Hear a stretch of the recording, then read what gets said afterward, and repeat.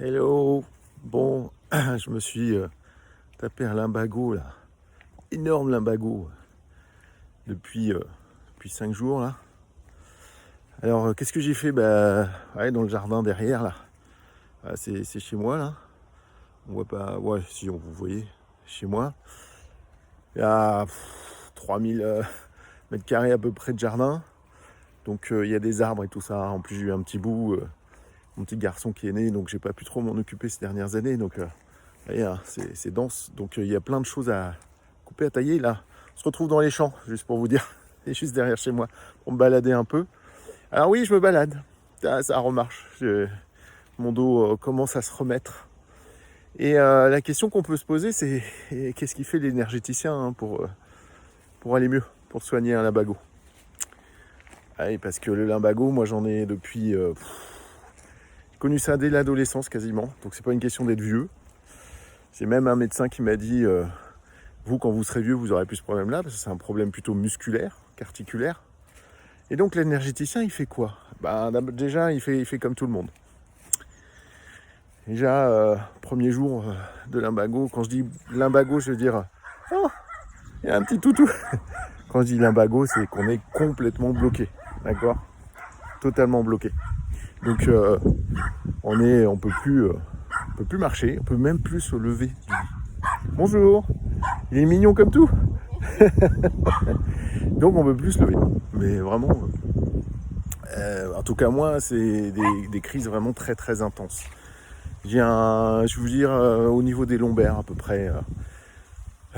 Moi j'appelle ça le joint de culasse parce que quand ça pète, ça marche plus. Je peux plus me lever, ça me fait tellement mal. Donc, et toutes les positions me font mal. Allongé, assis. Alors le pire c'est assis. Alors peut-être pas sur le moment, mais quand je me lève, alors il y a le psoas. Je ne sais pas si vous connaissez ce muscle, mais c'est certainement le psoas aussi qui en prend plein la tronche. Donc c'est terrible, quoi. C'est terrible. Bon, bref. Et donc l'énergéticien, il fait quoi? Déjà, est-ce qu'il a un énergéticien dans le coin qui peut lui faire quelque chose? Un magnétiseur. Moi, ce que je préfère, c'est les ostéopathes. Les ostéopathes ou les éthiopathes aussi. J'ai découvert ça cette année. L'éthiopathie, c'est génial. Un éthiopathe aussi. Mais bon, c'est toujours pareil. Il faut tomber sur la bonne personne. Puis surtout, il faut pouvoir y aller, quoi. Et quand on est complètement bloqué, voilà. Alors, il y a le soin en distance, je veux bien. Soit à distance énergétique, mais moi, de mon expérience, tout ce qui est magnétisme, ça fonctionne beaucoup mieux en présentiel en termes de tout ce qui est physique, voilà, purement physique. Donc, qu'est-ce qu'on fait? Je reviens là-dessus. Énergéticien, comment j'ai fait? Déjà, premier jour, pause obligatoire. Il n'y a pas d'autre chose à faire que de poser parce que la douleur déjà est super intense et puis il y a l'inflammation qu'il faut virer. Alors est-ce que j'ai pris des médocs? Oui, j'ai pris du Doliprane, je veux pas faire de pub mais j'ai pris du Doliprane. J'ai pas pris d'anti-inflammatoires, etc. Déjà parce que j'avais pas de prescription. Maintenant autour de moi il y a des gens qui ont des anti-inflammatoires ou dans les tiroirs, vous savez il reste toujours des anti-inflammatoires quelque part. Donc j'aurais pu en prendre.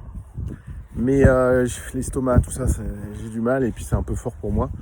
Donc Doliprane, bon, qui a déjà fait baisser la douleur. Et puis premier jour, franchement, pause. Le deuxième jour, là, par contre, l'énergéticien commence à agir.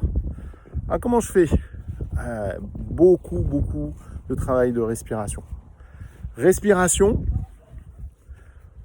premièrement, plus visualisation, d'accord? Donc respiration, donc j'ai évacué, déjà je me relâchais, ok?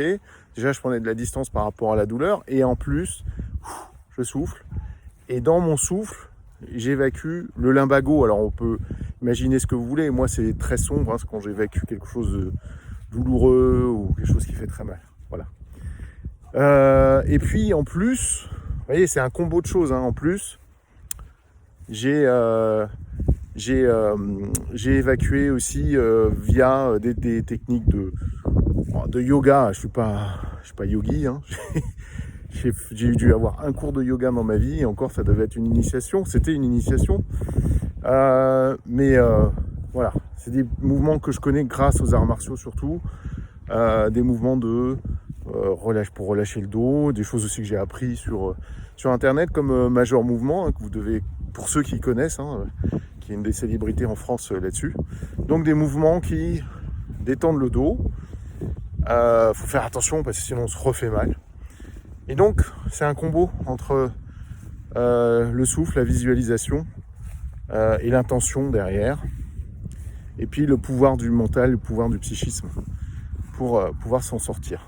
Résultat des courses. Donc c'est une grosse crise que j'ai eue, hein. C'est une très très grosse crise. Ça a duré bien 3 jours intenses. Donc ça s'est fait, que je dise pas de bêtises, mardi, non ça s'est fait lundi, c'est ça, et on est vendredi, c'est ça. Donc vendredi, regardez, je marche. Alors c'est le premier jour où je marche comme ça, hein. C'est le premier matin où je marche comme ça. En général, quand j'ai des très grosses crises comme ça, voilà. Oui, ce que je vous ai pas dit au début, c'est que j'ai un gros jardin, donc j'ai fait du jardinage et c'est là où je me suis bloqué le dos. C'est ça que j'ai oublié de vous raconter au début. En fait, c'est là où je me suis bloqué le dos en utilisant ma tronçonneuse, tout simplement. En prenant une mauvaise posture, en étant à moitié à genoux, à moitié de travers. Et du coup, mais le truc très con de ma part, c'est que j'ai voulu insister, ça faut jamais le faire.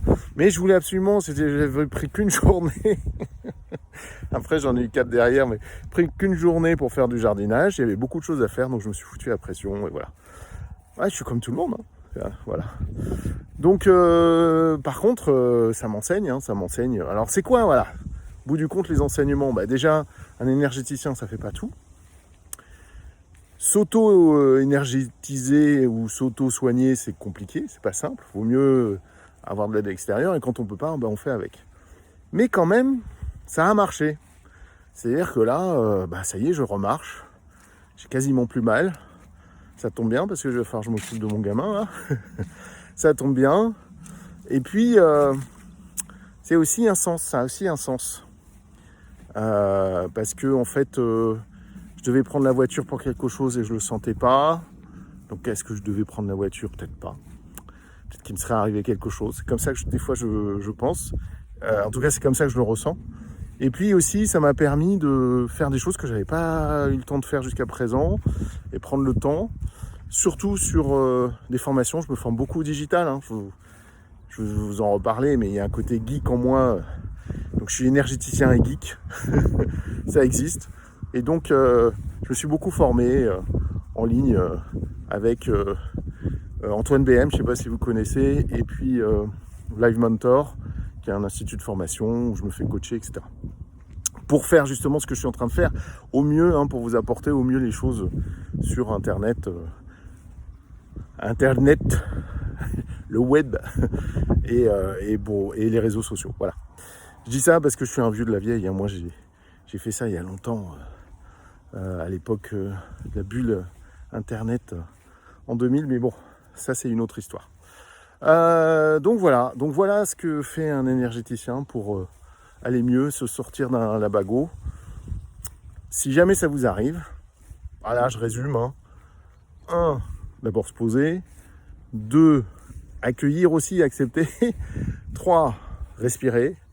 4, visualiser.